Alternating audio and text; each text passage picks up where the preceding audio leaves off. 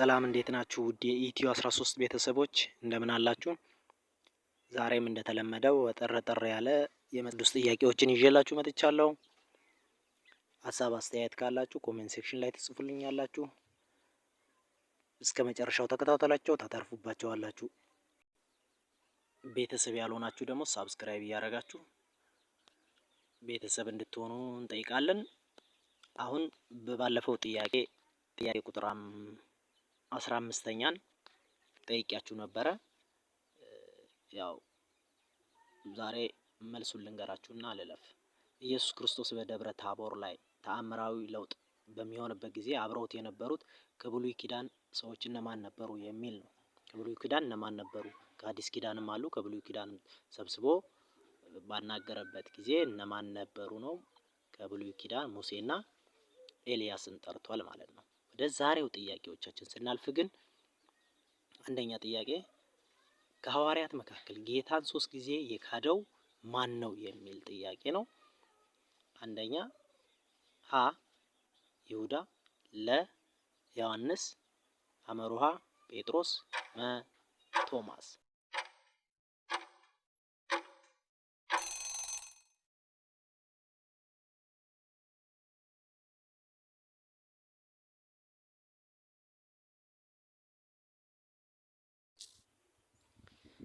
ጥያቄ ቁጥር 2 ሐዋርያው ቅዱስ ጳውሎስ ወደ ክርስትና ከመመለሱ በፊት ማን ተብሎ ይጠራ ነበር?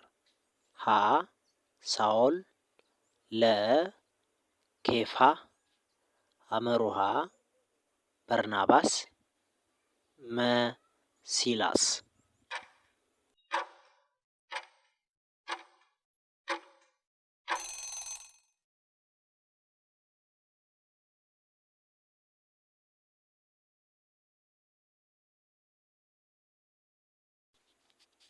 ጥያቄ ቁጥር 3 የአስቆሮቱ ይሁዳ ኢየሱስ ክርስቶስን አሳልፎ ለመስጠት ከአይሁድ ጋር የተስማማው ገንዘብ ስንት ነው? ሀ 30 የወርቅ ዲናር፣ ለ 300 ሰቅል፣ አመሩሃ 30 ብር፣ መ 10 የወርቅ ሳንቲም።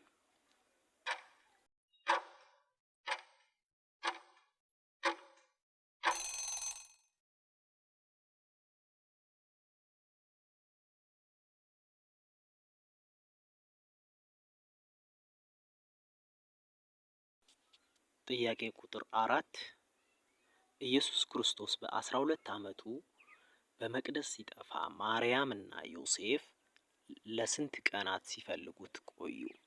ሀ ለ1 ቀን፣ ለ ለ2 ቀን፣ አመሩሃ ለ3 ቀን፣ መ ለ4 ቀን።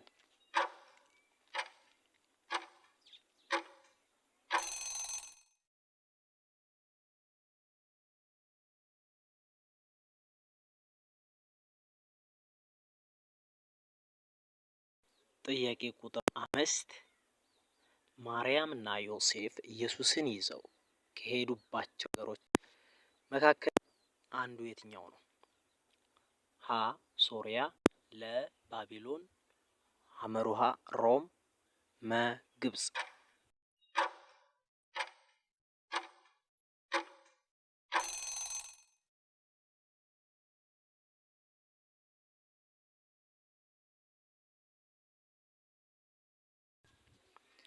ጥያቄ ቁጥር 6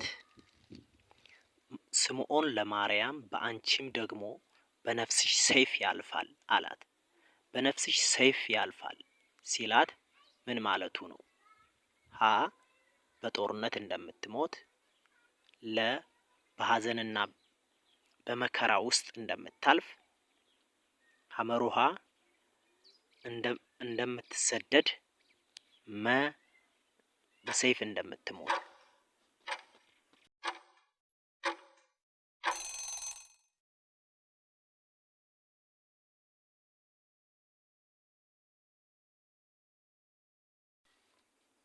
ጥያቄ ቁጥር 7 እግዚአብሔር ለሙሴ በዕፀ ሐረግ ውስጥ እሳት ሆኖ ሲገለጥ እጹ አለመቀበል የትኛው ምሳሌ ነው? ሀ እግዚአብሔር ኃይል ሲገለጥ ለማየት፣ ለ የሙሴ ትንቢት ሲፈጸም ለማሳየት፣ ሐመሩሃ እመቤታችን ድንግል ማርያም ድንግልናን ለማሳየት፣ መ የካህናት ክብር ሲገለጥ ለማሳየት።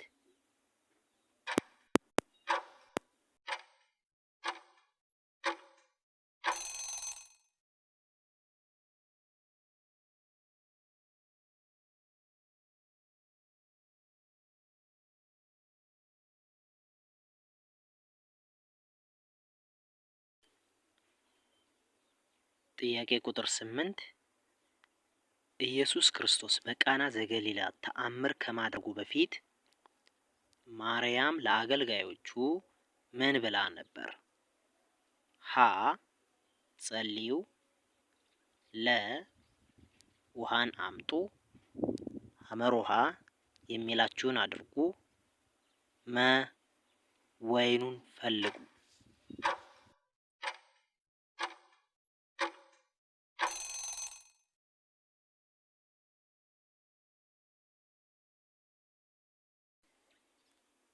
ጥያቄ ቁጥር 9 እግዚአብሔር በግብጽ ላይ ካመጣቸው 10ቱ መቅሰፍቶች መካከል የመጀመሪያው ምንድን ነው? ሀ ውሃ ወደ ደም መለወጥ፣ ለ እንቁራሪት፣ ሐመሩሃ ቁን፣ መ ጨለማ።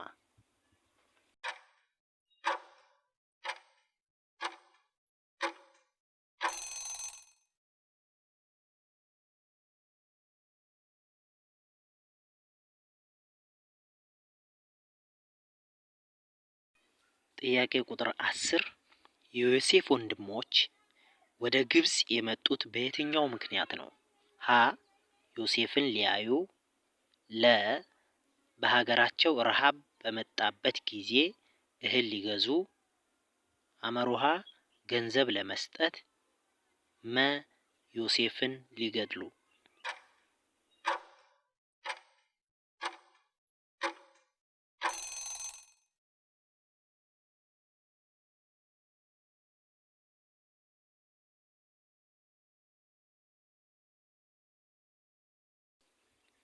ጥያቄ ቁጥር 11 ኢየሱስ በመስቀል ላይ ስለ እናቱን ወይንም ማርያምን አደራ የሰጣት ለማን ነው? ሀ ለጴጥሮስ፣ ለ ለያዕቆብ፣ ሐመሩሃ ለዮሐንስ፣ መ ለይሁዳ።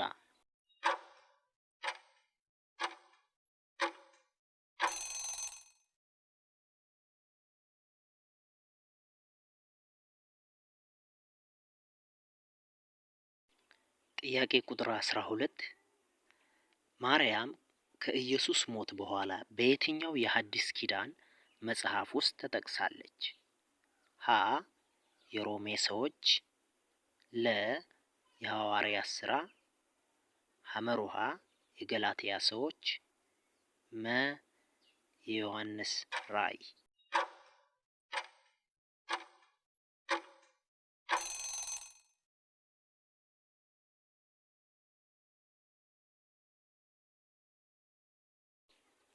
ጥያቄ ቁጥር 13 ኖህ መርከብን የሰራው ከየትኛው እንጨት ነው? ሀ ከዘንባባ እንጨት፣ ለ ከጽድ እንጨት፣ ሐመሩሃ ከሾላ እንጨት፣ መ ከዘይት እንጨት።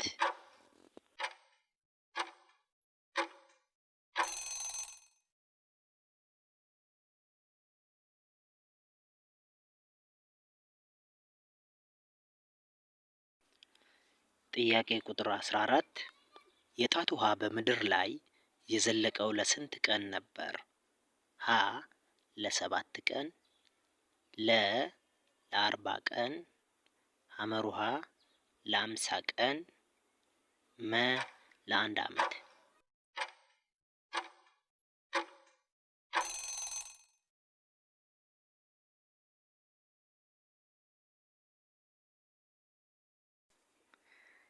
አስራ አምስተኛው ጥያቄና ወደ መጨረሻው ስናልፍ ኖህ የወይን ጠጅ ጠጥቶ ከሰከረ በኋላ